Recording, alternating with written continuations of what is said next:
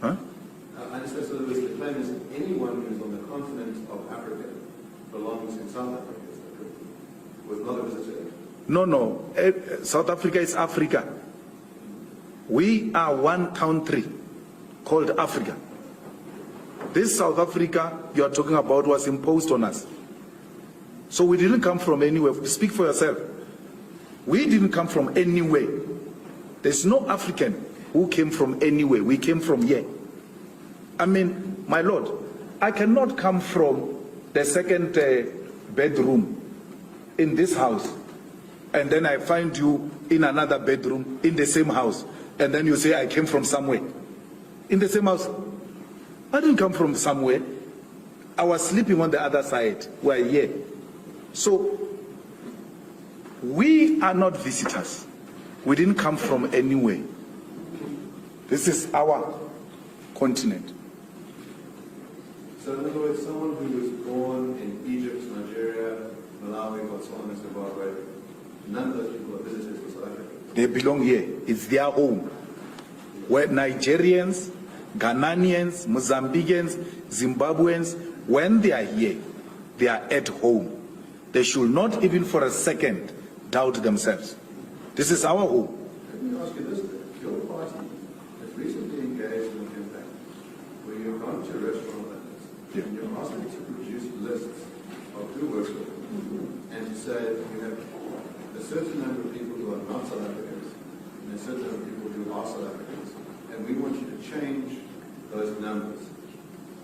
Now, how do you reconcile what you just told us, which is that all people who are born in Africa are part of one house, but you want to say these people are different and they should be fired from the restaurants they went to, and they should be replaced with real South Africans? How do you reconcile? We've never said fired. So when you are in a court before my Lord, don't misrepresent facts. Nowhere have we ever said fire anyone. So we shouldn't lie. Please. My Lord, before we go to the continent, here in South Africa, if you get a job or a tender to go and do a road in Soweto, you are required to hire 30% or so of locals of Soweto.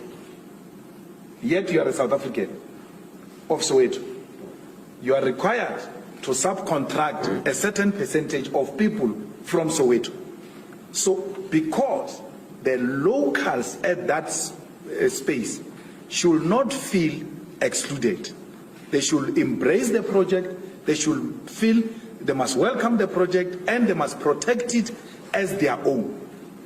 Now, what the white ownership does to our people, my Lord, is that they hire our brothers and African brothers and sisters who are not locals to the exclusion of locals so that they can ignite the xenophobic war amongst our people.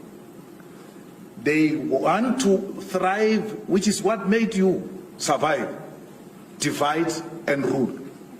You are dividing us by hiring some of us. I'm a South African.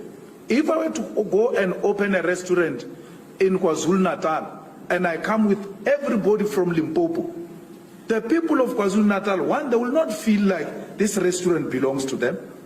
They will not feel a need to defend it because I just impose people from the other side to them. They need to be involved for them to know that this belongs to them. But it doesn't make the Limpopo people less South African or less home because I said you must be mixed with the people from KZN since our project is in KZN. It doesn't make it lesser home because I said so. No, I am saying the unity of Africa must start from the shop floor. Zimbabwean, Mozambican, Nigerian, South Africans, come, let's work together on the same floor. Mozambican, Zimbabwean, let's go to school together. Let's grow up together and know each other so that by the time we defeat these colonial borders, we already have embraced each other and we don't start from scratch. So that's what we're doing. It's in line with what we're saying. We're saying Africa is one. and let One Africa be seen at Cream Restaurant. We're not going to allow the bosses to divide our people by excluding others. So if there is a shop, my Lord, that says here we don't hire Zimbabweans, I will go there and fight with them and say, why would you say that? Why do you classify our people and want to isolate them? It will be a wrong practice. So we are starting, and which is what is offensive. You want to exclude South Africans with African brothers and sisters so they can fight amongst themselves and they remain divided. We are saying, no, come together, work together so that the unity starts at the shop floor. You are not happy with that. Let me put to you what you actually did. Yeah. So, in other words, your party goes to Cream Restaurant and says, we've looked at your books, and you employ, let's say, 25 people who are not South African, and 5 people who are South African. We think you should reverse those numbers the next time we come back in 2 weeks. Now, what would it entail? You said, I'm putting words in your mouth about firing. What would it entail to reverse those numbers? But I didn't do that. I didn't go to Cream and say, these are the numbers, and then when I come back in 2 weeks, I want these numbers. No. I said to Cream, I want to look at the ratio of Cream and see if you guys are compliant.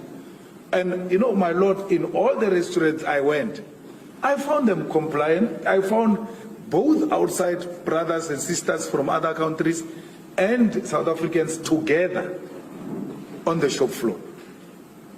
I never said that.